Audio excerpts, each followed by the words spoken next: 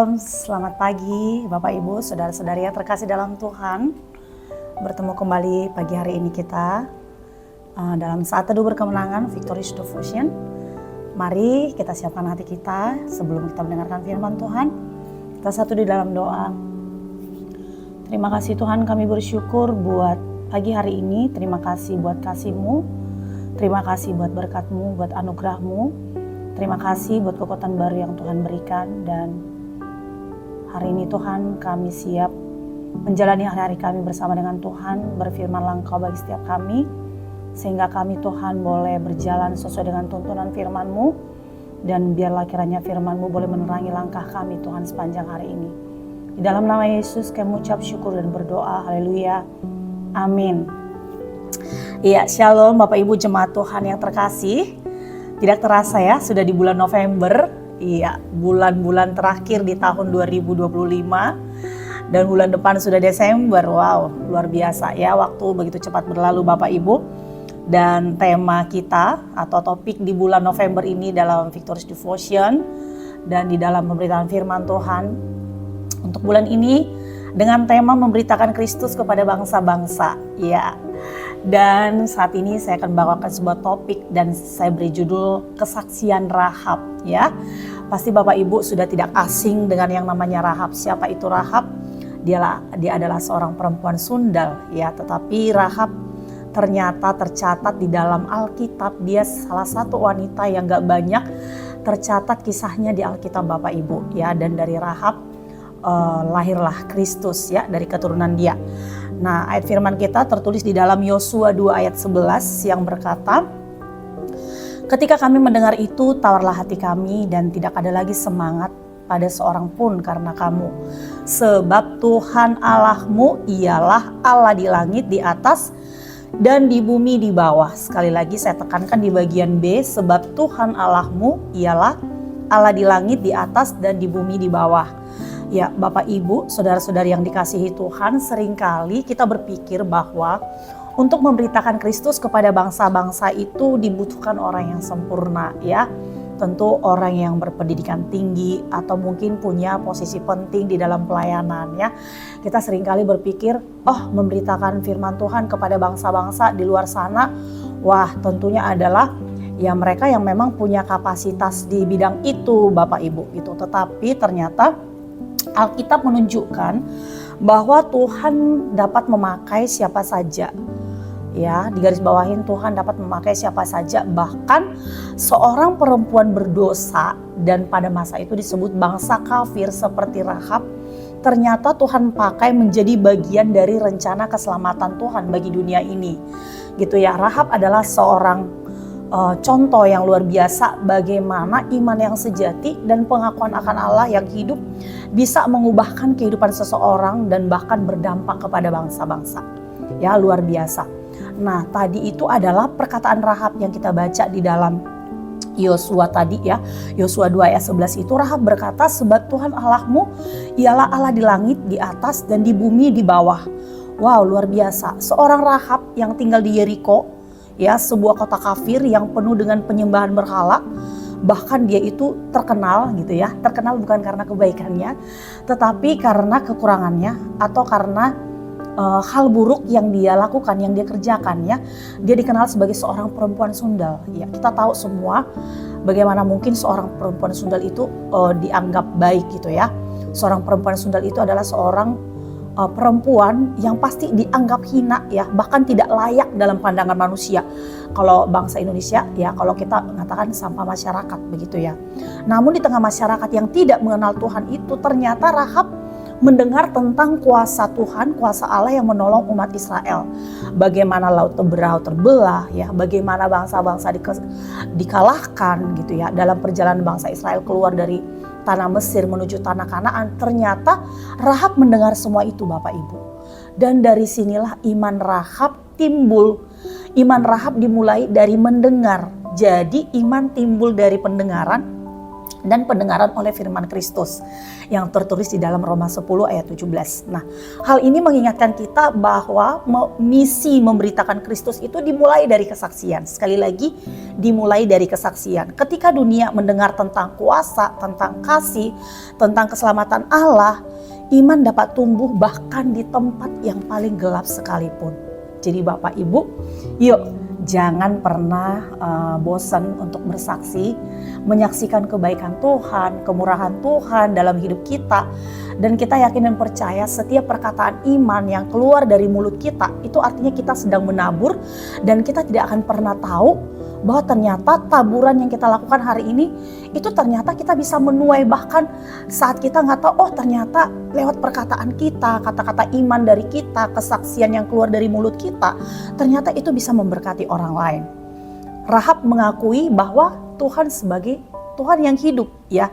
Di ayat 11 tadi, Rahab membuat pengakuan iman yang luar biasa. Bayangkan, seorang Rahab berkata, sebab Tuhan Allahmu ialah Allah di langit di atas dan di bumi di bawah. Nah, ini adalah pernyataan iman yang monoteistik, ya. Pernyataan iman yang dia itu tidak ragu bahwa Allah Israel itu Allah satu-satunya gitu.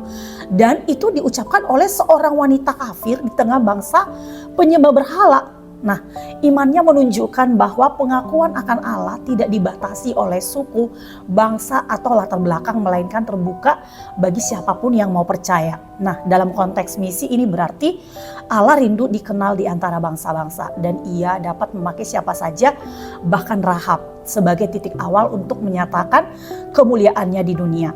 Iman Rahab membawa keselamatan bagi keluarganya, Bapak Ibu, ya. Iman Rahab tadi ternyata bukan hanya menyelamatkan dirinya sendiri, ya, tetapi iman itu juga menyelamatkan keluarganya. Nah, iman yang akhirnya mengubah takdir Rahab dari seorang perempuan sundal menjadi seorang yang diperhitungkan, bahkan dicatat namanya dalam Alkitab. Di dalam Ibrani 11 ayat 31 berkata, karena iman maka Rahab perempuan sundal itu tidak turut binasa bersama-sama dengan orang-orang durhaka, karena ia telah menyambut pengintai-pengintai itu dengan baik. Nah, kita ketahui bersama-sama ya Bapak Ibu bagaimana 12 orang pengintai yang diutus oleh Musa ke Yeriko, dan 2 pengintai itu ya, yaitu Yosua dan Kaleb, akhirnya mereka bersembunyi ya di rumahnya Rahab, ya. Rahab tidak hanya beriman untuk dirinya sendiri. Ketika pengintai itu menawarkan kepada Rahab bahwa nanti Rahab akan diselamatkan, ya. Tetapi Rahab berkata, tolong jangan aku saja yang diselamatkan, tetapi juga seluruh anggota keluargaku. Ia meminta keselamatan bagi seluruh keluarganya. Jadi ketika kota Yeriko dihancurkan, nah ada tanda tali kirmizi di jendelanya, ya, yang menjadi lambang perlindungan dan keselamatan bagi seluruh rumah tangganya. Nah, tali kirmizi ini melambangkan darah Kristus yang menyelamatkan setiap orang yang berlindung di dalamnya. Bapak Ibu, melalui Rahab kita melihat gambaran Injil yang sejati, ya. Keselamatan hanya ada di dalam darah Yesus Kristus, dan lebih dari itu, melalui Rahab seluruh bangsa-bangsa diberkati karena dari keturunannya lahirlah Raja Daud, ya, dan akhirnya Yesus Kristus juru selamat dunia. Nah, kalau di dalam Matius 1 ayat 5 dikatakan di sana Salmon memperanakan Boas dari Rahab. Catat ya. Boas itu anaknya Rahab, ya. Boas akhirnya memperanakan Obed dari Rut, Obed memperanakan Isai, dan Isai memperanakan Daud, dan dari keturunan lain Daud lahirlah Kristus. Dari seorang perempuan yang dianggap najis, Allah memulihkan dan memuliakannya, Bapak Ibu. Nah, Rahab dan misi Kristus untuk bangsa-bangsa, kita lihat di sini bahwa ada misi Kristus bagi bangsa-bangsa lewat Rahab, ya. Bangsa lain ditarik oleh karya Allah lewat Rahab. Di dalam Roma 15 ayat 9 berkata, dan untuk memungkinkan bangsa-bangsa supaya mereka memuliakan Allah karena rahmat-Nya, seperti ada tertulis, sebab itu aku akan memuliakan engkau di antara bangsa-bangsa dan menyanyikan mazmur bagi namamu.